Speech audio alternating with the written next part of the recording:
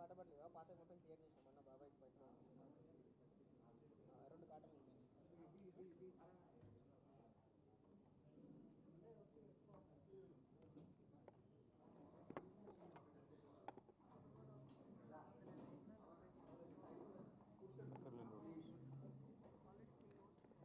Thank you.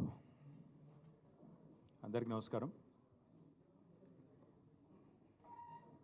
ఉమ్మడి ఆంధ్రప్రదేశ్ రాష్ట్రం 1956లో ఏర్పడ్డ తర్వాత, అంతకు పూర్వం భారతదేశానికి స్వాతంత్రం వచ్చిన తర్వాత అప్పటి ప్రధానమంత్రి జవహర్లాల్ నెహ్రూ గారు ఒక ఆలోచనతో భారతదేశము స్వావలంబన సాధించాలి అన్ని రంగాల్లో అనే ఒక ఉదాత్తమైన ఆశయంతో ఆలోచనతో ఆనాటి స్వతంత్ర భారత మొదటి ప్రభుత్వం కొన్ని ఆలోచనలు చేసింది.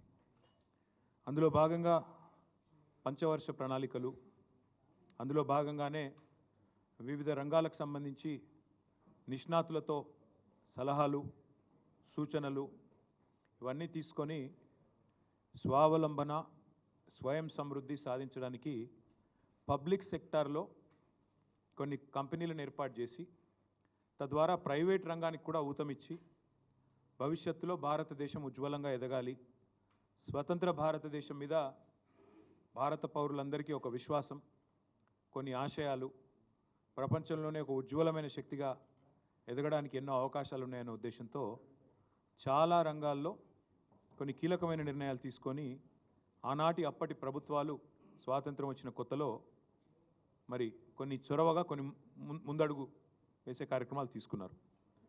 అందులో ముఖ్యంగా ఫార్మాస్యూటికల్, లైఫ్ సైన్సెస్ సెక్టర్, జీవ ఔషధ రంగానికి సంబంధించి, లైఫ్ సైన్సెస్ సంబంధించి అప్పటి ప్రభుత్వాలు కొన్ని నిర్ణయాలు తీసుకొని ఐడిపిఎల్ అనే ఒక సంస్థని మన హైదరాబాదులో, ఆనాటి హైదరాబాద్ స్టేట్లో, తర్వాత ఉమ్మడి ఆంధ్రప్రదేశ్లో కలిసిన తర్వాత ఉమ్మడి ఆంధ్రప్రదేశ్లో కలపడం జరిగింది. ఈ ఐడిపిఎల్ అనే సంస్థ, Indian drugs and pharmaceuticals limited అనుకుంటాను దాని పేరు, సబ్జెక్ట్ టు కరెక్షన్. ఐడిపిఎల్ అనే సంస్థ నుంచి ఆనాడు రీసెర్చ్ జరగాలి, భారతదేశంలో బ్రహ్మాండమైన కార్యక్రమాలు చేయాలనే ఉద్దేశంతో ఐడిపిఎల్ అనే సంస్థను మన హైదరాబాద్లోనే నెలకొల్పడం జరిగింది.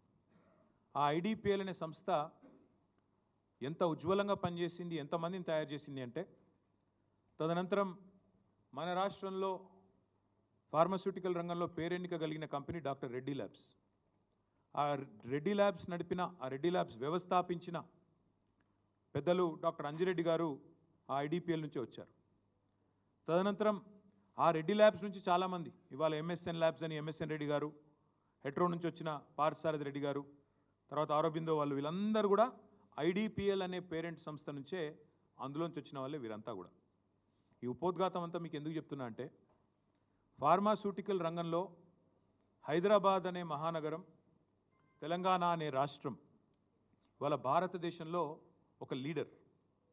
40% ఫార్మాస్యూటికల్స్ అండ్ బల్క్ డ్రగ్స్ భారతదేశంలో తయారయ్యేటిది మన తెలంగాణ, మన హైదరాబాద్ నుండే ఇవాళ వస్తూ ఉన్నాయి. ఇంకా ఒక అడుగు ముందుకేసి చెప్పాలి అంటే, కోవిడ్ సమయంలో పారాసిటమాల్కి ఎంత గిరాకీ ఉండేనో నాకంటే బాగా మీకే తెలుసు. ప్రపంచవ్యాప్తంగా పారాసిటమాల్కి షార్టేజ్ ఏర్పడింది. మనం డోలో రూపంలో తీసుకుంటాం, క్రోసిన్, డోలో.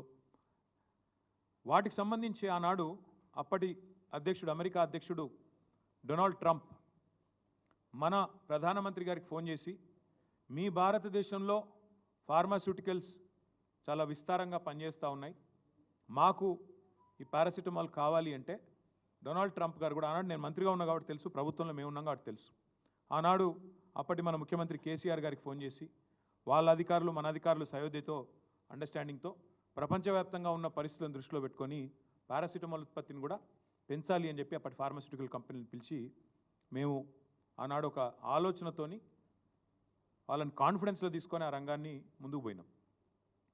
2014లో కేసీఆర్ గారు ముఖ్యమంత్రి అయిన వెంటనే కేసీఆర్ గారు మాకందరికీ కూడా, ఇక్కడ ఈ వేదిక మీద కూర్చున్న వాళ్ళం దాదాపుగా 4-5 అందులో కేసీఆర్ గారు క్యాబినెట్లో ఉన్నాం.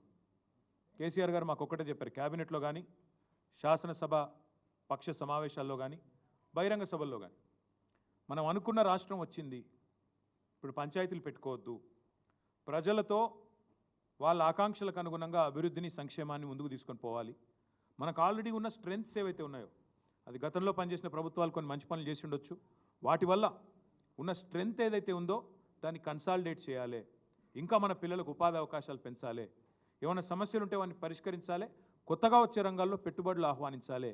ఇంత ఒక ఇంటిగ్రేటెడ్ ఆలోచనతో కేసీఆర్ గారు ఆనాడు 3 హెలికాప్టర్లలో పారిశ్రామికవేత్తలను అధికారులను మా ప్రజాప్రతినిధులను తీసుకొని ఎక్కడ, ఎందుకంటే అది కూడా ఉత్తగానే ఆషామాషిగా చేయలేదు, మీకు బాగా యాదకుండాలే 2014 జూన్లో కేసీఆర్ ముఖ్యమంత్రి అయ్యారు.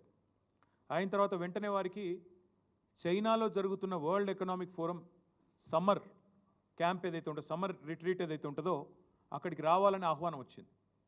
చైనాలో దాలియాన్ అనే ప్రాంతంలో జరిగేదానికి కేసీఆర్ గారు పోయినారు. ఆనాటి అప్పటి పరిశ్రమల మంత్రి అప్పుడు జూపల్లి కృష్ణారావు, నేను ఇంకా అప్పటి ఇండస్ట్రీస్ మినిస్టర్ కాదు, ఐటీ మినిస్టర్ అప్పుడు నేను, ఆయన కూడా పోయినాడు. ఆయనతో పాటు అప్పుడు డిప్యూటీ సీఎం ఇంకా ఇప్పుడున్న కడియం శ్రేరి వీళ్ళందరూ పోయినారు.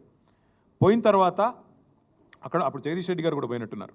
అందరూ పోయిన తర్వాత అక్కడ వరల్డ్ ఎకనామిక్ ఫోరంలో పాల్గొన్న తర్వాత చైనా ప్రపంచానికే మ్యానుఫ్యాక్చరింగ్ కేంద్రం ఎట్లయింది, ఉత్పత్తుల్లో చైనా ఎందుకు ప్రపంచ దిగ్గజంగా మారింది అని అర్థం చేసుకోవడానికి కేసీఆర్ గారు ఒక 2 రోజుల పాటు, ఆనాడు ఆయన ప్రిన్సిపల్ సెక్రటరీ ఇంకా ఇండస్ట్రీ సెక్రటరీ నరసింహరావు, ప్రదీప్ చంద్ర, ఇంకా వాళ్ళందరూ ఉండే జయేష్ రంజన్, వీళ్ళందరినీ తీసుకొని అక్కడ ఒక industrial park, Sichuan industrial park అని అక్కడ పోయినారు. అది ఎంత పెద్ద ఇండస్ట్రియల్ పార్క్ అంటే 70,000 ఎకరాలలో విస్తరించి ఉన్న ఒక ఇండస్ట్రియల్ పార్క్. అది మొత్తం తిరిగి అక్కడ అధికారులను అడిగినారు, మీరు ఎందుకే ఇంత పెద్ద ఇండస్ట్రియల్ పార్క్ పెడతారు, దీనివల్ల లాభం ఏంది అన్నారు. వాళ్ళు ఒకటే చెప్పారు, సార్ ఎవల పాటికి వాళ్ళు యూనిట్లు ఎక్కడ పడితే అక్కడ చెట్టుకోకూడదు పుట్టకోకూడదు అన్నట్టు అయితే, మళ్ళీ ఎవలది వాళ్ళు ఎఫ్లూయెంట్ ట్రీట్మెంటు, ఎవలది వాళ్ళు పొల్యూషన్ కంట్రోలు, ఎవలది వాళ్ళు చేసుకుంటే ఎక్స్పెన్సివ్ ఎక్కువవుతుంది. అన్నిటినీ ఒక సమూహంగా తెచ్చి ఒక దగ్గర పెడితే common treatment facilities, common effluent facilities, common cooling facilities, common heating facilities, common electrical facilities, common utilities, ఇవన్నీ పెడితే ఎకానమీస్ ఆఫ్ స్కేల్ వస్తుంది. ఎకానమీస్ ఆఫ్ స్కేల్ అంటే ఏంది, ఒక చోట ఉండడం వల్ల కాస్ట్ ఆఫ్ ప్రొడక్షన్ తగ్గడానికి ఈ ఫెసిలిటీలన్నీ మళ్ళీ డూప్లికేషన్ లేకుండా ఎవరిది వాళ్ళు మలమల చేసే అవసరం లేకుండా అన్నీ ఒక చోట పెడితే ఖర్చు తగ్గుతుంది, ఉత్పత్తి ప్రొడక్టివిటీ పెరుగుతుంది, తద్వారా ఈ పోటీ ప్రపంచంలో మీరు ప్రపంచంతో పోటీ పడడానికి అవకాశం ఉంటుంది అని చెప్పి వారు ఒక ఐడియా. పొల్యూషన్ కూడా పూర్తిగా నివారించవచ్చు, జీరో పొల్యూషన్. ఒకప్పుడు అంటే రామచంద్రాపురంలో, జీడిమెట్లలో, పాశమైలారంలో, పటాన్ చెరువులో, ఇంకొకడ మన నాచారంలో యూనిట్లు పెట్టినప్పుడు, ఫార్మా యూనిట్లు పెట్టినప్పుడు ఆధునికమైన టెక్నాలజీ లేదు. కానీ ఇప్పుడు వచ్చింది సార్, మీరు అనుకుంటే పక్కనే ఫార్మా యూనిట్ ఉన్నది అనే ఒక ఇది కూడా లేకుండా బ్రహ్మాండంగా జీరో పొల్యూషన్తో చేయొచ్చు, జీరో ఎఫ్లూయెంట్ డిశ్చార్జ్ అని చెప్పి వాళ్ళు చెప్పడం జరిగింది. అట్లాంటి ఫెసిలిటీస్ వచ్చినాయి, సాంకేతిక పరిజ్ఞానం వచ్చింది, అట్లా చేయండి అని చెప్పి వాళ్ళు చూపెట్టి మరీ చెప్పారు ఇట్లా చేయండి అని చెబితే కేసీఆర్ గారు ఆనాడు ఇచ్చిన ఆదేశం ఏంటంటే ఇక్కడికి వచ్చి ఇండస్ట్రియలిస్టులతో మళ్ళీ సమావేశం అయ్యారు. ఎందుకంటే ఇక్కడ లైఫ్ సైన్సెస్ ఇండస్ట్రీ, నేను ఇందాక చెప్పినట్టు pharmaceutical bulk drugs industry, Hyderabad అప్పటికే ఒక కీలక కేంద్రంగా, కీలక స్థావరంగా ఉన్నది, ఒక హబ్గా ఉన్నది. వాళ్ళందరినీ పిలిచారు, రెడ్డి ల్యాబ్స్ వాళ్ళని, హెట్రో వాళ్ళని, ఎంఎస్ఎన్, ఇంకా ఇతర చాలా ఆరబిందో, అన్ని కంపెనీలు పెద్ద చిన్న అందరినీ పిలిచారు. పిలిచి వాళ్ళని అడిగినారు, ఏమయ్యా మరి మీ విస్తరణ ప్రణాళికలు ఏంటి అని. వాళ్ళు ఏమన్నారంటే, సార్ మాకు పెద్ద పంచాయతీ అయిపోయింది, ఎక్కడన్నా ఒక కొత్త యూనిట్ పెట్టాలంటే మళ్ళీ పబ్లిక్ హియరింగు, భూసేకరణ పెద్ద సమస్య అయిపోయింది, మళ్ళీ పబ్లిక్ హియరింగు, మళ్ళీ మేము మొత్తం పెట్టుబడి పెట్టి మళ్ళీ అక్కడ ఎఫ్లూయెంట్ డిశ్చార్జు, పోలేపల్లి సెజ్ పెట్టినప్పుడు ఇట్లే గొడవలైనాయి, జడ్చర్ల కాడ చాలా కష్టమవుతున్నది సార్ అంటే, మరి చైనా వాళ్ళు ఇట్లా చెప్పినారు, మీరేమంటారని అడిగినారు. ఇది correct sir, economies of scale ఒక దగ్గర పెడితేనే వస్తాయి, తద్వారా మాకు కూడా ఈ ప్రమాదం తప్పుతుంది అంటే కేసీఆర్ గారు ఎంత ముందు చూపుతూ ఆలోచించారంటే, ఒక పెద్ద ఫార్మా పార్క్ అంటూ పెడితే దాని చుట్టూతా మాకు చెప్పారు, అప్పుడు నేను మున్సిపల్ మినిస్టర్, తదనంతరం చుట్టూతా ఒక 5-6 కిలోమీటర్ల వరకు లేఅవుట్లు కూడా పర్మిషన్ ఇవ్వకండి.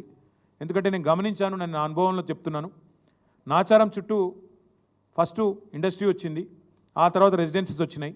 కానీ తర్వాత ఏమవుతుంది, రెసిడెన్షియల్ వాళ్ళు గొడవ స్టార్ట్ చేస్తారు, పక్క నుంచి అంత కాలుష్యం మాకు వస్తున్నది, బాచుపల్లి వస్తున్నది, బాచుపల్లి కూడా అదే చూసాం. ఒకటి కాదు ఇక చాలా చోట్ల ఫస్ట్ ఇండస్ట్రీ వస్తుంది, దాని దగ్గర ఇండ్లు వస్తాయి, కాలనీలు వస్తాయి, అటు ఇంకా లొల్లి స్టార్ట్ అవుతుంది, ఇది నీకు తరలించాలని లొల్లి. కాబట్టి కేసీఆర్ గారు మాకు ఎంత దూరం చెప్పారంటే మనం ముచ్చర్లలో ఫార్మా పార్క్ పెడదాము, పెట్టి అది కూడా ఉత్తగానే తీసుకోలే నిర్ణయం. ఎట్లా ఆలోచించారంటే 3 హెలికాప్టర్లలో అధికారులను, ప్రజాప్రతినిధులను, ఇండస్ట్రియలిస్టులను తీసుకొని పోయి అక్కడ ల్యాండ్ అయ్యి ఒకటే చోట ఎకానమీస్ ఆఫ్ స్కేల్ రావాలి అంటే ప్రపంచంలోనే అతిపెద్ద ఫార్మా క్లస్టర్ ఒక చోట పెట్టాలని, దాని చుట్టూ ఒక బఫర్ లాగా మెయింటైన్ చేస్తూ చుట్టుపక్కల ఊర్లలో కూడా పొల్యూషన్ అనే ప్రాబ్లం రాకుండా అప్పటికి జీరో ఎఫ్లూయెంట్ డిశ్చార్జ్ అని పెట్టినా, కామన్ ఎఫ్లూయెంట్ ఫెసిలిటీస్ పెట్టినా, ఇన్ని పెట్టిన తర్వాత కూడా మళ్ళీ నష్ట నివారణ చర్యలు భవిష్యత్తులో 50 ఏళ్ల తర్వాత వచ్చే ప్రభుత్వాలకు కూడా చిక్కు రావద్దు, వాళ్ళకు కూడా ఈ తలకాయ నొప్పులు ఉండొద్దు, చికాకులు ఉండొద్దు అనే ఉద్దేశంతో దాదాపు 10 కిలోమీటర్లు 5-6 కిలోమీటర్ల పరిధిలో లేఅవుట్లు కానీ కొత్తగా పర్మిషన్ ఇవ్వద్దని ఆదేశాలు ఇచ్చి ఇంత ఆలోచన చేసి మేము ఆనాడు హైదరాబాద్ ఫార్మాసిటీ పేరిట 8 ఏళ్ళు, ఒక రోజు కాదు 2 రోజులు కాదు, 8 ఏళ్ళు కష్టపడి 14,000 ఎకరాల భూమి సేకరించాం. అందులో గవర్నమెంట్ ల్యాండ్ ఉన్నది, కొంత ప్రైవేట్ ల్యాండ్ ఉన్నది. అక్కడ కూడా ఇదే కాంగ్రెస్ వాళ్ళు, ఇవాళ ఏ కాంగ్రెస్ వాళ్ళు అయితే ప్రభుత్వంలో ఉన్నారో మా సవితక్క ఇప్పుడే వస్తూ ఉంటే ఇక్కడికి వస్తూ ఉంటే గుర్తు చేశారు నాకు. వీళ్ళే వచ్చి ఆ రోజు ఏం చెప్పారు, కోదండరెడ్డి గారు, కోమటిరెడ్డి వెంకటరెడ్డి గారు, మల్రెడ్డి రంగారెడ్డి గారు, వీళ్ళే అక్కడికి వచ్చి రేవంత్ రెడ్డి గారు, బట్టి విక్రమార్క గారు అక్కడికి వచ్చి ఫార్మాసిటీ దగ్గరికి వచ్చి మీ ఊర్లన్నీ కాలుష్యమయమైపోతాయి, నాశనం అయిపోతాయి, మీ భూములు తీసుకొని ప్రభుత్వం రియల్ ఎస్టేట్ దందా చేస్తున్నది అని చెప్పి నోటికొచ్చినట్టు వాగి సబ్జెక్ట్ తెలవకుండా, విషయం తెలవకుండా, పరిజ్ఞానం లేకుండా 13,000-14,000 ఎకరాలు 8 ఏళ్ళు కష్టపడి సేకరిస్తే దాన్ని బంగారు పల్లెంలో పెట్టి వీళ్ళకి అప్పచెప్తే ఇవాళ అనాలోచితంగా ఒక తుగ్లక్ మాదిరిగా, ఓ పిచ్చోడ్ మాదిరిగా ఈ ముఖ్యమంత్రి ఏందో రాగానే హైదరాబాద్ ఫార్మాసిటీ రద్దు అని ప్రకటించినాడు. దాంతో ఆ ప్రాంత రైతులు ఏమనుకున్నారు, అచ్చా ఫార్మాసిటీ రద్దయిపోయింది, మా భూములు మాకు తిరిగి వెనక్కి వస్తాయి అని రైతులు సంబరపడ్డారు ఆ 9 గ్రామాల్లో. ఎందుకంటే వాళ్ళకి మాట కూడా ఇచ్చారు. రేవంత్ రెడ్డి గారు, బట్టి విక్రమార్క గారు, మల్రెడ్డి రంగారెడ్డి గారు, ఆ ప్రాంతంలో పోటీ చేసిన కిచ్చన్న గారు, లక్ష్మారెడ్డి, ఆ ప్రాంతంలో ఉన్న కోదండరెడ్డి, వీళ్ళందరూ కూడా మాట ఇచ్చినారు, మీ భూములు మీకు తిరిగిస్తాం, ఫార్మాసిటీ రద్దు చేస్తామని చెప్పారు. అన్నమాట ప్రకారమే రేవంత్ రెడ్డి వచ్చి రాగానే ఫార్మాసిటీ రద్దు అని ప్రకటన ఇచ్చాడు. ఇండస్ట్రీస్ మినిస్టర్ కూడా శ్రీధర్ బాబు కూడా ఫార్మాసిటీ రద్దు అని చెప్పిండు. చెప్పినాక మళ్ళా నెల రోజుల్లో ఏమైందో తెలియదు, మనసు మార్చుకున్నారు. మార్చుకొని కొత్త కథ మొదలుపెట్టినారు. ఫార్మాసిటీ రద్దు అన్నారు. అన్న తర్వాత లేదు ఫార్మాసిటీ ఉంది కానీ కుదిస్తున్నాం అని ఒక మాట. ఒక చోట కాదు 20 చోట్ల పెడతాం, ఫార్మాసిటీ కాదు. మేము కేసీఆర్ ఫార్మాసిటీ అన్నాడు కదా, నేను సేమ్ పేరు పెడితే బాగుండదు అనుకొని ఫార్మా విలేజ్, సిటీ అన్నాడు కాబట్టి విలేజ్ అని చెప్పి ఓ పేరు మార్చిండు. కేసీఆర్ అనేవాళ్ళు ఉండొద్దు కదా, మార్చి 20 చోట్ల ఫార్మా విలేజ్లని డిక్లేర్ చేసిండు. ఒక చోట మేము స్థలం సేకరించడానికి కారణం ఏంటి అంటే మాకు తెలియక కాదు, మాకు పరిజ్ఞానం లేక కాదు, మేము ఆలోచించి అర్థం చేసుకొని హైదరాబాద్ భవిష్యత్తు దృష్టిలో పెట్టుకొని తెలంగాణ భవిష్యత్తులో కూడా లైఫ్ సైన్సెస్ సెక్టర్లో లీడర్గా ఉండాలి. ఈ 2030వ సంవత్సరం కల్లా 100 బిలియన్లు కాదు $200 బిలియన్ పెట్టుబడి తెలంగాణకు తేవాలి. ఈ లైఫ్ సైన్సెస్ సెక్టర్లోనే 4-5 లక్షల మంది పిల్లలకు కొలువులు ఇవ్వాలి, ఇంకా విస్తరించాలన్న ఉద్దేశంతో అంతర్జాతీయ ఫార్మా యూనివర్సిటీ, అందులోనే ఒక అవసరమైతే ఒక ఎయిర్ స్ట్రిప్, అందులోనే లివ్ వర్క్ లెర్న్ ప్లే అంటూ ఇట్లా ఒక మంచి ఆలోచనతో ప్రపంచ దేశాలని ఊరికేనే కాదు. ఈరోజు చీఫ్ సెక్రటరీగా ఉన్న శాంతి కుమారి గారు ఆ రోజు ముఖ్యమంత్రి గారి కార్యాలయంలో చేజింగ్ సెల్కి ఇన్ఛార్జ్గా ఉన్నారు. చేజింగ్ సెల్ అంటే ఇన్వెస్ట్మెంట్ ప్రమోషన్ సెల్, ఇన్వెస్ట్మెంట్ని ఆకర్షించడానికి, ఇన్వెస్ట్మెంట్ని చేజ్ చేయడానికి పెట్టిన ఒక సెల్. దానికి ఇన్ఛార్జ్గా శాంతి కుమారి గారు సెక్రటరీ టు చీఫ్ మినిస్టర్గా ఉన్నారు అన్నాడు, principal secretary to chief minister. ఆ మేడం ఆధ్వర్యంలో మా ఇండస్ట్రీ సెక్రటరీని ఐర్లాండ్కి, తర్వాత ఇంకా ఇతర ఫార్మా స్థావరాలు ఎక్కడెక్కడైతున్నాయో అన్ని చోట్లకు పంపారు. ఒక 5-6 దేశాలు పోయినారు వాళ్ళు, నాకు గుర్తు రావట్లేదు, ఐర్లాండ్, సింగపూర్, ఇంకెక్కడెక్కడో పోయారు. మేము పోలేదు, అధికారులు పోయారు. వాళ్ళని కూడా తిప్పి ఎట్లా పెట్టాలి మనం ఫార్మా అని చెప్పి ఆలోచన చేసి హైదరాబాద్ ఫార్మాసిటీకి మేము అంకురార్పణ చేయడం జరిగింది.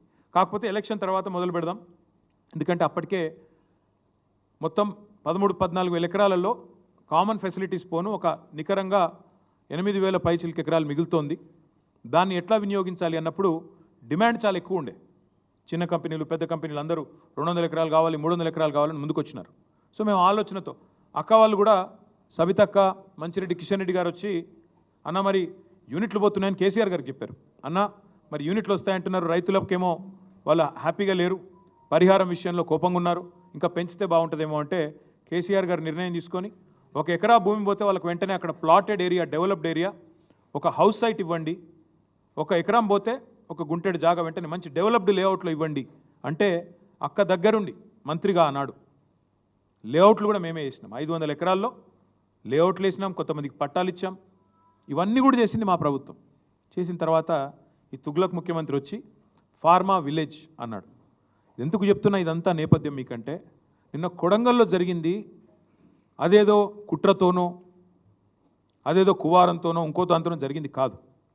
ఈ ముఖ్యమంత్రి యొక్క అనాలోచిత మూర్ఖ తుగ్లక్ విధానాల వల్లనే ఇవాళ ఒక్క కొడంగల్లో కాదు, మొన్న సంగారెడ్డి జిల్లా న్యాల్కల్ అక్కడ కూడా గొడవ జరిగింది. అక్కడ కూడా రైతులు మా భూములు ఇవ్వమని చెప్పి రోడ్డు ఎక్కినారు.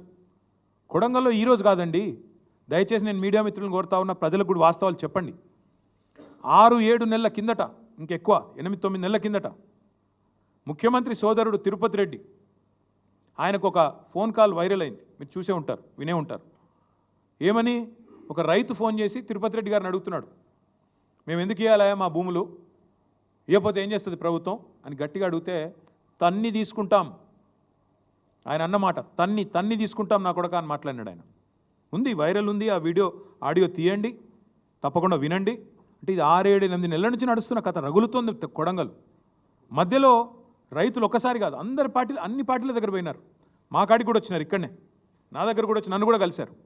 తర్వాత బీజేపీ ఆఫీస్కి పోయినారు, అందరి దగ్గర పోయినారు, ముఖ్యమంత్రి గారిని కూడా కలిసినారు. కలిసి చెప్పినారు, సార్ ఇది మంచిది కాదు, విరమించుకోండి. మొత్తం లంబాడ రైతులు, అక్కడ గిరిజన రైతులు, గిరిపుత్రులు, వాళ్ళందరూ పోయి అడిగినారు. అడిగితే పట్టించుకోకుండా ఏకపక్షంగా మేమేదో రారాజులం, చక్రవర్తులం, కొడంగల్ ఏదో మా సామ్రాజ్యం, మేము ఏదనుకుంటే అది జరగాల అనే పద్ధతుల్లో ఇవాళ మీరు తీసుకున్న అనాలోచిత పిచ్చి నిర్ణయం వల్లనే కొడంగల్ రగులుతున్నది.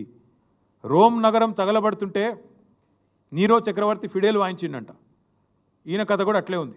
ఇవాళ కొడంగల్లో అగ్గి అంటుకుంటే, కొడంగల్లో ఇవాళ 16 మంది రైతులు జైలుకు పోతే, కొడంగల్ ఎమ్మెల్యే ఎన్నో ఆశలతో ప్రజలు గెలిపించిన ఎమ్మెల్యే, ముఖ్యమంత్రి అయి మమ్మల్ని ఉద్ధరిస్తారనుకుని గెలిపించిన ఎమ్మెల్యే ఎక్కడున్నాడండి నాకు అర్థం కాదు.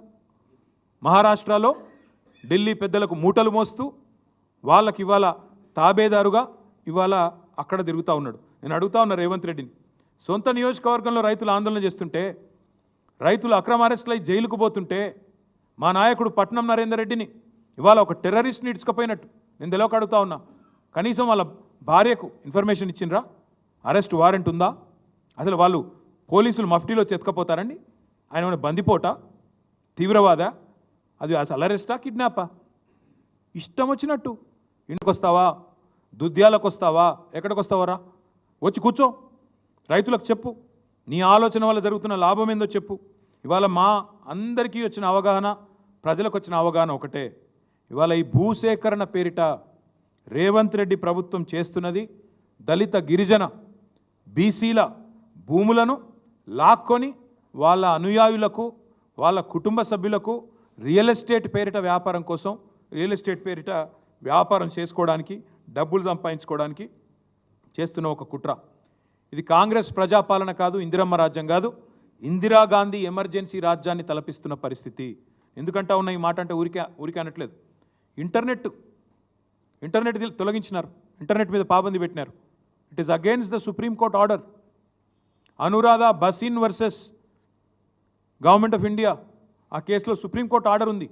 ఇంటర్నెట్ అట్లా నిషేధించడం అనేది కరెక్ట్ కాదు అని చెప్పి supreme court order, violation of supreme court ఇది. అదే మాదిరిగా నేను అడుగుతా ఉన్నా, ఏ రూల్ ప్రకారం ఇవాళ మా నరేందర్ రెడ్డి గారిని అరెస్ట్ చేశారండి? ఏ రూల్ ప్రకారం ఎత్తుకుపోయినారని కిడ్నాప్ చేసినారు? ఇవాళ ఆ రాజ్యాంగం ఏందో మేము కూడా అడుగుతా ఉన్నాం. ఇవాళ పేపర్లో చూస్తే నిజంగా బాధ అనిపించింది. ఆ రైతులను వాళ్ళు ఏదో తీవ్రవాదులు అన్నట్టు, పాపం వాళ్ళను వాళ్ళ ఇళ్ల మీద పడి, ఇళ్లలో లేకపోతే పొలాల మీద పడి, తెల్లారి అరెస్ట్ చేసిన ఒక రైతు కొడుకు పుట్టినరోజు, ఇవాళ ఆ తల్లి ఆ కొడుకు ఇద్దరు ఏడుస్తూ ఉన్నారు. ఒక కూతురికి అన్నప్రాసన, ఈరోజు ఆయనను దూరం చేసినారు. ఒక తల్లికి వైద్యం చేయించాల్సిన రైతు, ఆయన ఎత్తుకపోయినారు ఆ కొడుకుని. పరీక్షలు రాయాల్సిన పిల్లోని కూడా అరెస్ట్ చేసింది ఈ ప్రభుత్వం. అందుకే నేను అంటా ఉన్నా, ఇది మానవత్వం మరిచిన ప్రభుత్వం, మట్టి మనుషుల మీద క్రూరత్వాన్ని చూస్తున్న వికృత ఒక ప్రభుత్వం ఈ ప్రభుత్వం. ఈ భూదాహం ఏదైతే ఉందో నేనేదో ఓకే నిరాధారంగా చెప్పట్లేదు. ఏం జరుగుతూ ఉంది ఇవాళ అంటే ఈ రాష్ట్రంలో ఇదొక్కసారి మీరు చూడండి. ఇదొక ఫార్మా కంపెనీ, మొన్న ఈ మధ్యనే పుట్టింది.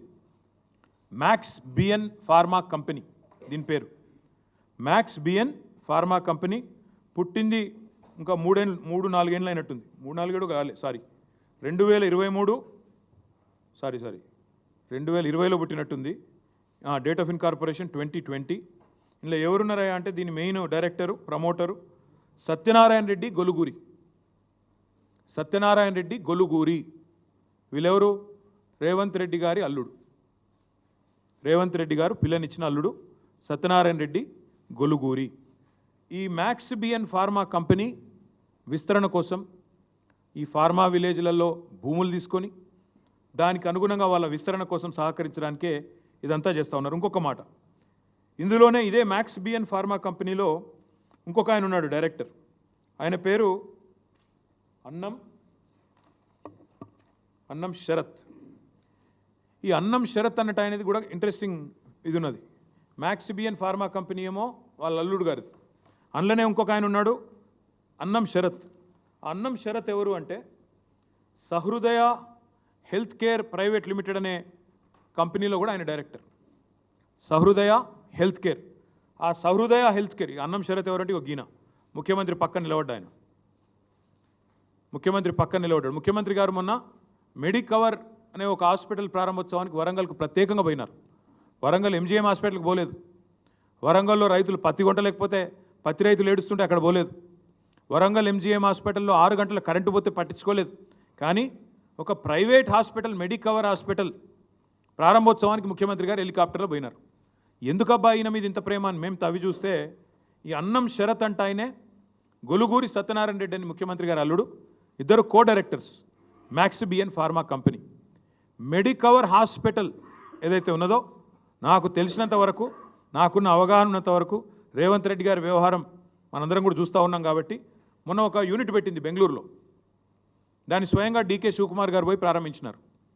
మరిగా దాని వెనకాల ఉన్నదెవరో, ఆ మెడికవర్ హాస్పిటల్ అక్కడ ఉన్నది ఎవరిదో కూడా ప్రజలు అర్థం చేసుకుంటారని ఇదంతా చెప్తా ఉన్నా. ఎందుకు చెప్తా ఉన్నా ఈ అన్ని వివరాలు ఇంత వివరంగా అంటే ఇవాళ ఫార్మా విలేజ్ల పేరిట జరుగుతున్న వికృత భూసేకరణ ప్రక్రియ ఏదైతే ఉన్నదో, ఇది మన ఆయన డీకే శివకుమార్ గారు అక్కడ మెడికవర్ ఓపెన్ చేసిన ఫోటో ఏది బెంగళూరులో. మళ్ళీ అక్కడ ఇదే అన్నం షరతు, ఇక మిగతా వాళ్ళు, ఇక మీకు అర్థమై ఉంటుంది కథ అంతా కూడా ఏం జరుగుతూ ఉంది. Medicover hospital, Max BN pharma, ఎందుకు ఫార్మా విలేజీలు, ఎందుకు ఉన్న ఫార్మాసిటీ రద్దు చేసి రాష్ట్రం అంతటా ఫార్మా విలేజ్లు పెట్టాలనే వికృతమైన ఆలోచనలు మీకు అర్థం అయ్యే ఉండాలి. ఇక్కడ ఇంకొక మాట కూడా నేను గుర్తు చేస్తా ఉన్నా మీకు. ఇవాళ విచిత్రం ఏంటంటే ఇదేదో నిన్ననే పుట్టిన సమస్య అన్నట్టు సురేష్ అనే రైతు 7 ఎకరాలు ఆయన పోతా ఉంది. ఆయన ఇన్సిడెంటలీ టీఆర్ఎస్ నాయకుడు, ఎస్ టీఆర్ఎస్ నాయకుడే. ఆయనది కూడా 7 ఎకరాల భూమి పోతోంది. 7 ఎకరాల భూమి పోతుంటే, విలువైన భూమి పోతుంటే ప్రభుత్వం 30-40 లక్షల ఎకరాలు విలువ చేసే భూమిని 3-4 లక్షలకు గుంజుకుంటా అంటే కడుపు మండదా? అడగద్దా? ఆయన ఏమైనా కొట్టిండా? దాడి చేసిండా? మర్యాదగా ఆంగ్లంలో నేను చూసిన మొత్తం వీడియో, ఇక్కడికి వచ్చేమో చూసుకునే వచ్చిన, మర్యాదగా ఆ కలెక్టర్ పేరు ప్రతీక్ జైన్కు తెలుగు వస్తుందో రాదో అన్న ఉద్దేశంతో హిందీలా ఇంగ్లీష్లా సురేష్ మంచిగా సంజాయించి చెప్తున్నాడు. సార్ అట్లా కాదు, ఇట్లా మీరు ఎందుకు తీసుకుంటున్నారు అని సంజాయించి చెప్పిండు తప్ప దాడి చేసిండా? చాలా పద్ధతిగా, సార్ భూసేకరణ అక్కడైతే మీటింగ్ ఇక్కడ ఎందుకు పెడుతుంది సార్, మీరు రైతులను కలవండి సార్, చాలా మర్యాదగా సంయమనంతో సురేష్ గారు మాట్లాడినారు. ఇవాళ సురేష్తోని మాట్లాడుడే తప్పట. మా పార్టీ నాయకునితో, మా పార్టీ ఎమ్మెల్యే ఎక్స్ఎమ్మెల్యే మాట్లాడితే తప్ప అంటే సురేష్తో మాట్లాడితే పట్నం నరేందర్ రెడ్డి కేసు. అసలు సురేష్ దాడే చేయలేదు. సురేష్ కడుపు మండి అడిగిండు. ప్రజాస్వామ్యంలో నేను అడుగుతా ఉన్నా ఈ ముఖ్యమంత్రిని, ప్రజాస్వామ్యంలో ఇవాళ ముఖ్యమంత్రి గారికి నేను గుర్తు చేస్తూ ఉన్నా, ప్రశ్నించే గొంతు అనే కదా నువ్వు కూడా గెలిచింది. ప్రశ్నించే గొంతు అనే కదా మల్కాజ్గిరిలో ప్రశ్నించే గొంతునైతా అదైతా ఇదైతా నువ్వే కదా మొదలుపెట్టింది. ఇవాళ మరి రాజ్యాంగమే కల్పించిన హక్కు ప్రశ్నించడం. ప్రజాస్వామ్యంలో ప్రజలు ప్రశ్నించాలి అనేది ఒక మాట. ఇది కూడా చూడండి మీరు, తిరుపతి రెడ్డి గారు ఈయన రైతులు అందరినీ కలిసిండ్రండి. ఒక కేటీఆర్నే కలవలేదు, నరేందర్ రెడ్డిని కలవలేదు, అందరినీ కలిసిండ్రు. కొడంగల్ రైతులు తిరుపతి రెడ్డి దగ్గర మొరబెట్టుకున్నారు, ఎందుకంటే ముఖ్యమంత్రి కలవాడు కదా, ముఖ్యమంత్రి బిజీ. ఇక్కడ తిరుపతి రెడ్డి కూడా ఉన్నాడు, కలెక్టర్ కూడా ఉన్నాడు. సబ్జెక్ట్ ఏంటంటే రైతులందరినీ కలిసిండ్రు, ప్రతీక్ జైన్ని కలిసిండ్రు, కలెక్టర్ని కలిసి మొరబెట్టుకున్నారు, తిరుపతి రెడ్డిని కలిసి మొరబెట్టుకున్నారు, మా భూములు కాపాడండి అని చెప్పినారు. కానీ ఈరోజు విచిత్రమైన పరిస్థితి ఏంటంటే ప్రజాస్వామ్యంలో ప్రశ్నించే అధికారం లేనట్టు, నా భూమి నువ్వు గుంజుకుంటా అంటే కూడా నేను ఊరికైనా దండం పెట్ట, ఓకే అయ్యా నువ్వు ఎంత ఇస్తే గంతే తీసుకుంటా అని చెప్పి సాగిలపడాలన్నట్టు, నీ అనాలోచిత తుగ్లక్ విధానాలను కూడా ఎవడు ప్రశ్నించకూడదన్నట్టు, ఫార్మా విలేజ్ల పేరిట జరుగుతున్న భూ భాగోతాన్ని ఎవరు నిలదీయకూడదు, ఎవరు అడగకూడదు అన్నట్టు నువ్వు చేస్తున్న వైఖరి ఏదైతే ఉందో మేము ఖచ్చితంగా గొంతు విప్పి ప్రశ్నిస్తున్నాం. రేవంత్ రెడ్డి సమాధానం చెప్పు. ఒకవేళ సురేష్ మా నరేందర్ రెడ్డిని కలవడం తప్పైతే, సురేష్ మరి నాతో వచ్చి కలవడమే తప్పైతే నేను అడుగుతా ఉన్నా రేవంత్ రెడ్డి గారిని, మరి మీరు రాహుల్ గాంధీ తెల్లారలేస్తే తిడతా ఉంటాడు అదానిని, ఏమని దేశాన్ని దోపిడీ చేస్తాడని తిడతాడు, దేశాన్ని దోపిడీ చేస్తున్నాడు అదాని అని చెప్పి రాహుల్ గాంధీ వ్యతిరేకిస్తూ మాట్లాడతాడు. మరి ఆయనతో నువ్వు కూడా రాసుకొని పూసుకొని తిరుగుతున్నావు కదా, దేశాన్ని దోపిడీ చేస్తున్న అదానితో రాసుకొని పూసుకొని తిరిగే రేవంత్ రెడ్డి గారిని మరి సీఎం పోస్ట్ నుంచి తప్పించాలా వద్దా? నిజంగా మీరు చెప్పింది అదే లాజిక్ అయితే సురేష్ గారు ప్రశ్నించడమే తప్పు, ఆ సురేష్ గారు వచ్చి నన్ను కలవడం, నరేందర్ రెడ్డితో ఫోన్ మాట్లాడడం తప్పైతే నేను అడుగుతా ఉన్నా, ఏం ఎవిడెన్స్ ఉందండి? సురేష్ దాడి చేసిండా, నరేందర్ రెడ్డి దాడి చేపించిండా? ఫోన్లో మాట్లాడటమే తప్ప మా నాయకుడు ఇంకో నాయకుడితో. కాబట్టి నేను అనేది రేవంత్ రెడ్డిని, ఈ ప్రభుత్వాన్ని, వెంటనే మీ మూర్ఖపు ఆలోచనలు మానుకోండి. ఫార్మా విలేజ్ల పేరిట రావణ కాష్టం చేస్తాం రాష్ట్రం అంటే ఊరుకోము. మీరు హైకోర్టును కూడా మోసం చేస్తున్నారు, నేను గుర్తు చేస్తూ ఉన్నా. హైకోర్టు జడ్జిలకు కూడా నేను విజ్ఞప్తి చేస్తూ ఉన్నా. హైకోర్టులో ముచ్చర్ల రైతులు, హైకోర్టులో కందుకూరు రైతులు పిటిషన్ వేసినారు, మా భూములు ఫార్మాకు వాడుతున్నారా దేనికి వాడుతున్నారో ప్రభుత్వం చెప్పాలంటే హైకోర్టులోనేమో ఫార్మా సిటీ ఉన్నది అని చెప్తారు, బయటనేమో ముఖ్యమంత్రి గారు అట్టహాసంగా ఒకరోజు ఫ్యూచర్ సిటీ అంటాడు, ఇంకో రోజు ఫోర్త్ సిటీ అంటాడు, ఇంకో రోజు ఏఐ సిటీ అంటాడు, ఇంకో రోజు స్కిల్ యూనివర్సిటీ అంటాడు. ఎక్కడ పెడుతున్నావా ఇవన్నీ అంటే 1 ఇంచు భూమి సేకరించిన అదనంగా ఎక్కడన్నా? గతంలో ఫార్మా సిటీ కోసం సేకరించిన భూముల్లోనే కదా ఇవన్నీ పెడతానంటుంది. మరి ఫార్మా సిటీ కోసం సేకరించిన భూములు కండిషనల్ ల్యాండ్ అక్విజిషన్, అది రంగారావు గారి భూమి ఉందనుకోండి, ఆ రంగన్నకు నోటీస్ వస్తుంది, ఏమని? ఇగో మీ భూమిని మేము ఫార్మా సిటీ కోసం తీసుకుంటున్నామని వస్తుంది. ఫార్మా సిటీ కోసం కాకుండా ఇంకా దేనికి మళ్ళీ ఇచ్చినా అది వెంటనే రద్దు అవుతుంది, వెంటనే నల్ అండ్ వాయిడ్ అవుతుంది ఆ ల్యాండ్ అక్విజిషను యాక్ట్ ప్రకారము. ఇదే మాట మేము అడిగితే అసెంబ్లీలో కూడా అడిగాం. లేదు లేదు లేదు మీరు చాలా తెలివిగా ప్రజల్ని తప్పుదోవ పట్టించే ప్రయత్నం చేస్తున్నారన్నారు. ఇవాళ తప్పుదోవ పట్టిస్తుంది ఎవరు? తప్పుడు పనులు చేస్తుంది ఎవరు? తప్పుడు కూతలు కూస్తున్నది ఎవరు? ఆ ఫార్మా సిటీ కోసం సేకరించిన భూముల్లో ఫోర్త్ సిటీ పేరిట రియల్ ఎస్టేట్ దందా చేస్తున్నాడు ఎవడు? నిన్న అక్క దగ్గరికి 300 ఫీట్ల రోడ్ వేస్తున్నాడు కొత్తగా, అక్కడ ఏదో 340 ఫీట్ల రోడ్డు. ఏనికి మేము ఆల్రెడీ రోడ్లు వేసినాం ఆ ఫార్మా సిటీకి, కందుకూరు నుంచి 4 లేన్ రోడ్ వేసినాం, ల్యాండ్ ఎక్విజిషన్ చేసినాం. పాపం రైతులను ఒప్పించి మెప్పించి మీ భూముల ధర పెరుగుతుందా, ఇక్కడ మంచిది జరుగుతాయని చెప్పి ఒప్పించి మేము చేసినాం. ఇలా కొత్తగా 340 ఫీట్ల రోడ్డు వేస్తే నిన్న మొత్తం సవితక్క దగ్గరికి వచ్చినారు రైతులు, అమ్మ మాది అక్కర్లేని రోడ్ వేస్తున్నారు కొత్తగా తీసుకుంటున్నారని. దాని వెనకాల ఏం జరుగుతుందని మేము తవ్వి తీస్తే అక్కడ కూడా మొత్తం ముఖ్యమంత్రి గారు అనుయాయులు భూములు కొంటా ఉన్నారు. ఎందుకంటే వాళ్ళకి ముందే తెలుసు రోడ్ ఎటుకెళ్ళి పోతుంది, ఇన్సైడర్ ట్రేడింగ్. ఇది జరుగుతున్న దందా. అందుకే నేను కొడంగల్ రైతులకు నేను విజ్ఞప్తి చేస్తూ ఉన్నా, ఎక్కడి నుంచో కాదు, ఈ ముఖ్యమంత్రి భాగోతం పట్టాల్సిన పని, భరతం పట్టాల్సిన పని, భాగోతాన్ని బయట పెట్టాల్సిన బాధ్యత కొడంగల్ నుంచే మొదలు పెడదాం. అవసరమైతే మా పార్టీ తరఫున మేమందరం కూడా కొడంగల్కి వస్తాం, తప్పకుండా ఆ రైతులకు అండగా నిలబడతామని చెప్పి కూడా తెలియజేస్తా ఉన్నాం. ఇవాళ మా నరేందర్ రెడ్డి గారిని అక్రమంగా కిడ్నాప్ చేశారు, అరెస్ట్ కూడా కాదు, కిడ్నాపే చేసినారు. మఫ్టీలో వచ్చి కేబీఆర్లో వాకింగ్ చేస్తుంటే ఒక దొంగనో బందిపోటునో తీవ్రవాదినో పట్టుకున్నట్టుగా మఫ్టీలో యూనిఫామ్ లేకుండా వచ్చి ఇలా ఎత్తుకొని పోయినారు. నేను అడుగుతా ఉన్నా, ఆయన భార్యకు సమాధానం చెప్పండి, కొడంగల్ రైతులకు సమాధానం చెప్పండి, ఎందుకు ఇంత అక్రమంగా అరెస్ట్ చేయాల్సి వచ్చింది, అక్రమంగా కిడ్నాప్ చేయాల్సి వచ్చిందో చెప్పమని చెప్పి నేను కోరుతా ఉన్నా. ఆయన ఒక ఎక్స్ఎమ్మెల్యే, మొన్నటిదాకా రేవంత్ రెడ్డిని ఓడించి అక్కడ ఎమ్మెల్యేగా ఉన్న వ్యక్తి, ఆయన టెర్రరిస్టా ఏంది? ఆపరేషన్ సడన్గా వచ్చి పొద్దున 6 గంటలకు వచ్చి ఎత్తుకపోవడం. అందుకే నేను చేసే విజ్ఞప్తి కొడంగల్ రైతులకు, భయపడకండి, మీ పక్షాన మేముంటాం. మీరు కోర్టుల్లో తప్పకుండా కొట్లాడతాం, న్యాయస్థానాల మీద మాకు విశ్వాసం ఉంది, న్యాయస్థానాల మీద మాకు విశ్వాసం ఉంది, కోర్టులో తప్పకుండా ఈ దుర్మార్గాన్ని ప్రశ్నిస్తాం. ఇప్పటికైనా ముఖ్యమంత్రి గారు కూడా వెంటనే ఈ ఆలోచన, మూర్ఖపు ఆలోచన మానుకోవాలని చెప్పి కూడా విజ్ఞప్తి చేస్తూ ఉన్నాం. నిన్న మొన్న జరిగిన విషయంలో కూడా ఖచ్చితంగా ప్రభుత్వం వివరణ ఇవ్వాలి, సంజాయిషి ఇవ్వాలి. బేషరతుగా ఆ 16 మంది రైతులను వెంటనే విడుదల చేయాలి. పట్నం నరేందర్ రెడ్డిని విడుదల చేయాలి. పొద్దున వీడియో చూసినాం ఆ రైతులది, వాళ్ళు నడవలేకపోతున్నారు. ఖచ్చితంగా పోలీసు వాళ్ళు వాళ్ళని కొట్టారు. మెడికో లీగల్ పరీక్షలు వెంటనే చేయాలి. నేను మేజిస్ట్రేట్ గారిని కూడా కోరుతా ఉన్నా, దయచేసి మీరు ఆదేశించండి. వాళ్ళని రిమాండ్కి పంపే ముందే, వాళ్ళని మళ్ళీ తిరిగి జైలుకి పంపే ముందే వాళ్ళకి ఎక్కడెక్కడ వాళ్ళ శరీరం మీద దెబ్బలు ఉన్నాయో వెంటనే మెడికల్ ఎగ్జామినేషన్ చేయించాలి. వెంటనే మాకు ప్రభుత్వ వైద్యుల మీద నమ్మకం లేదు, ప్రభుత్వ వ్యవస్థ మీద నమ్మకం లేదు. ప్రైవేట్ వాళ్ళని పంపించండి, థర్డ్ పార్టీని పంపించండి, మేజిస్ట్రేట్ గారి చాయిస్. దయచేసి ఎగ్జామినేషన్ చేయించండి. వాళ్ళని చిత్రహింసలు పెట్టారని చెప్తా ఉన్నారు, నడవలేకపోతున్నారు. మీరు చూడండి వీడియో. అంటే మీరు భూములు ఇవ్వకపోతే కొడతారా? ఇక భూములు ఇవ్వకపోతే వాళ్ళ భూములు గుంజుకుంటేందుకు జులుం చేస్తావు. అందుకే వారికి మేము అండగా ఉంటామని చెప్తూ, మరి ఈ నరేందర్ రెడ్డి గారిని ఒకసారి చూడండి, ఎంత దుర్మార్గంగా మఫ్టీలో వచ్చి పొద్దున్నే ఒక్కడన్నా పోలీస్ యూనిఫామ్లో ఉన్నాడా? వీళ్ళు పోలీసు వాళ్ళా లేకపోతే నిజంగానే దొంగలా? మాకేం తెలుసు, కిడ్నాపర్లా? ఎవడో మాకెమెరిక.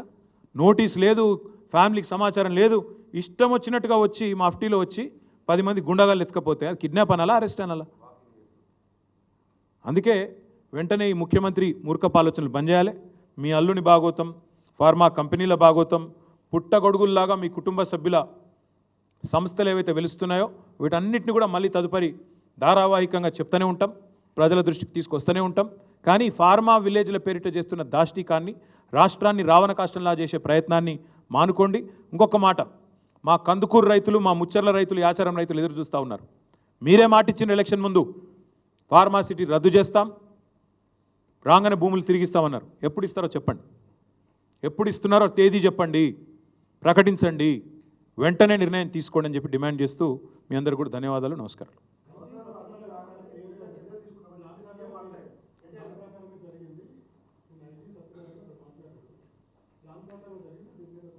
నిజంగా చెప్పాలంటే ఈ ప్రభుత్వము, ఈ తుగ్లక్ ముఖ్యమంత్రి యొక్క అనాలోచిత విధానాల వల్ల అధికారులు బలైతూ ఉన్నారు. నేను ఐజీ గారిని కూడా కోరుతా ఉన్నాను, ఐపీఎస్ ఐఏఎస్ అధికారులను కూడా కోరుతా ఉన్నాను, మీరు దయచేసి ప్రభుత్వ కుట్రలో మీరు అనవసరంగా బలి కాకండి, బలి పశువులు కాకండి.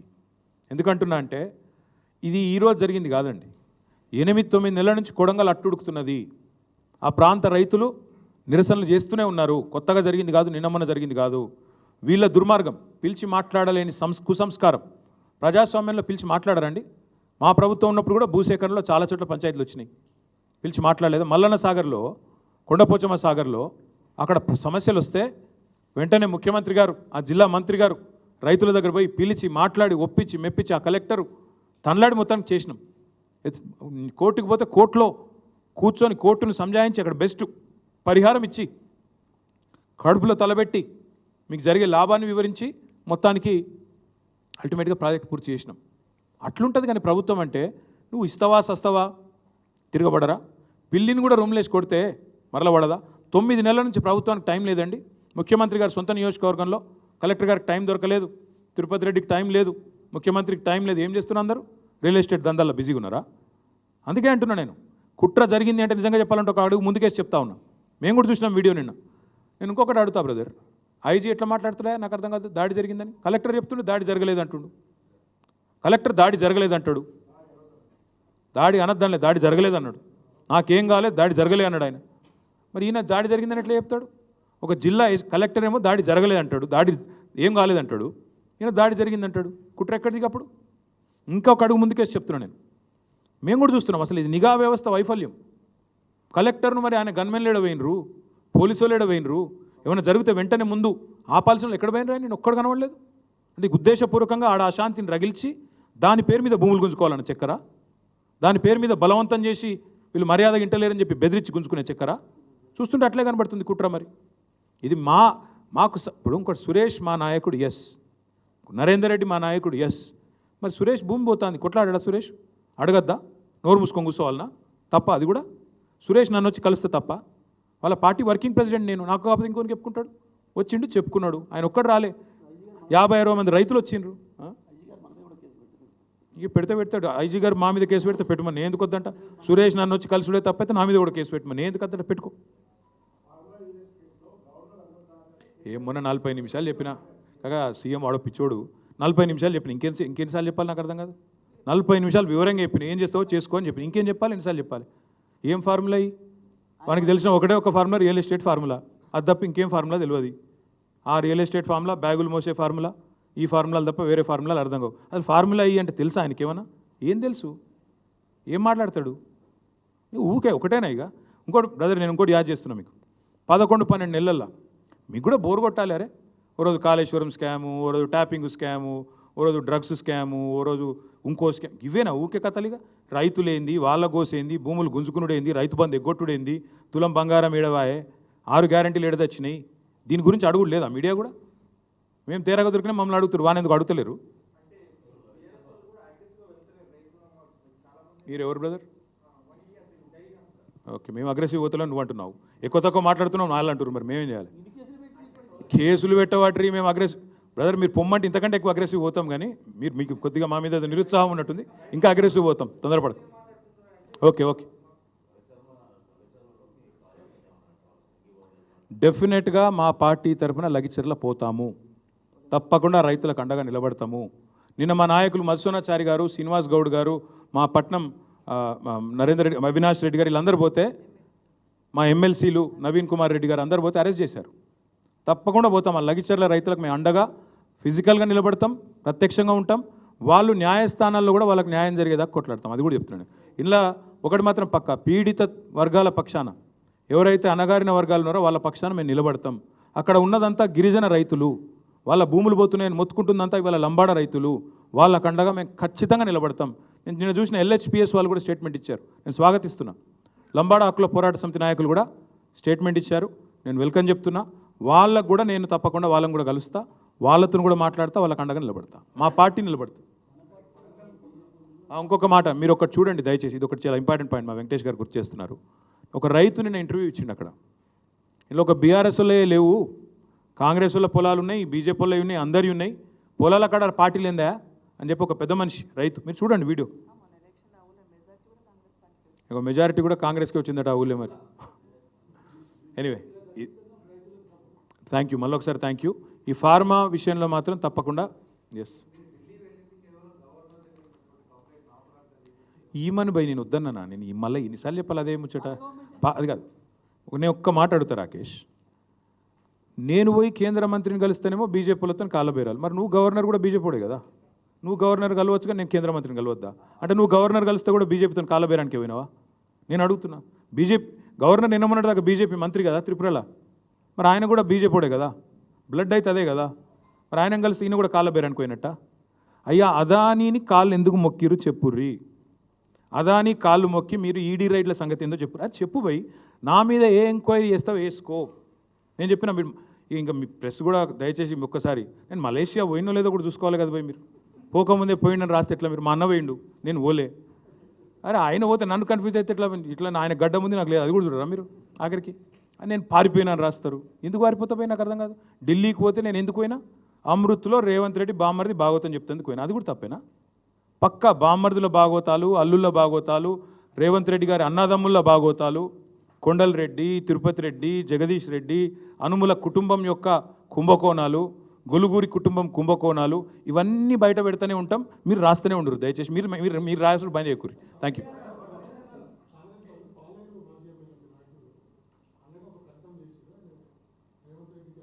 ఆయనకు అవగాహన లేదు ఆయన ఎప్పుడైనా వస్తే నేను మాట్లాడి అన్ని విషయాలు చెప్తాను ఏమంటారు అదే ప్రోగ్రాంలో రేవంత్ రెడ్డి గారు ఇంకో మాట చెప్పిండ్రు T hub and startup policy of Telangana is the best policy in India అని కూడా చెప్పిండు ఇక నేను ఏమంటున్నా అంటే రేవంత్ రెడ్డి ఎక్కడేం మాట్లాడతారో ఎవరికి తెలియదు కానీ కొడంగల్ గురించి మాట్లాడదాం ఇక ఇంకో రోజు మాట్లాడుకుందాం ఎందుకంటే మీరు మలుపుతారు మళ్ళీ ఇక చేద్దాం ఇరాయిలేదు కానీ రైతులకు తీసుకొని స్వావలంబన స్వయం సమృద్ధి సాధించడానికి పబ్లిక్ సెక్టార్లో కొన్ని కంపెనీలను ఏర్పాటు చేసి తద్వారా ప్రైవేట్ రంగానికి కూడా ఊతమిచ్చి